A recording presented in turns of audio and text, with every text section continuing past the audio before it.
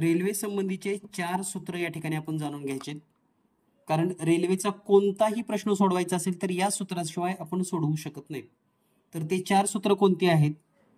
रेल्वेला खांब, पोल किंवा झाड ओलांडून जायचं असेल तर सूत्र आहे वेळ बरोबर 18/5 गुणिले रेल्वेची लांबी छेदामध्ये वेग.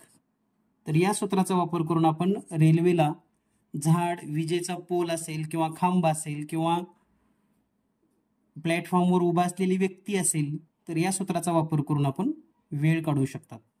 जर समजा रेल्वेला पूल ओलांडून जायचंय किंवा एखादा बोगदा ओलांडून जायचंय किंवा प्लॅटफॉर्म ओलांडून जायचं असेल तर सूत्र आहे वेळ बरोबर 18/5 गुणिले रेल्वेची लांबी अधिक बोगद्याची लांबी, प्लॅटफॉर्म असेल तर प्लॅटफॉर्मची लांबी, पूल असेल तर पुलाची लांबी छेदामध्ये वेग.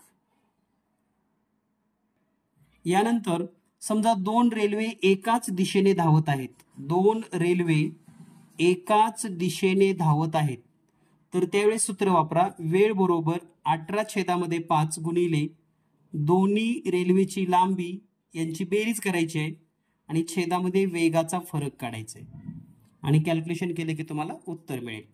त्याचबरोबर जर समजा 2 रेल्वे एकमेकांच्या विरुद्ध दिशेला धावत असल्यास सूत्र आहे वेळ बरोबर 18/5 गुणिले 2 रेल्वेच्या लांबीची बेरीज छेदामध्ये वेगाची बेरीज.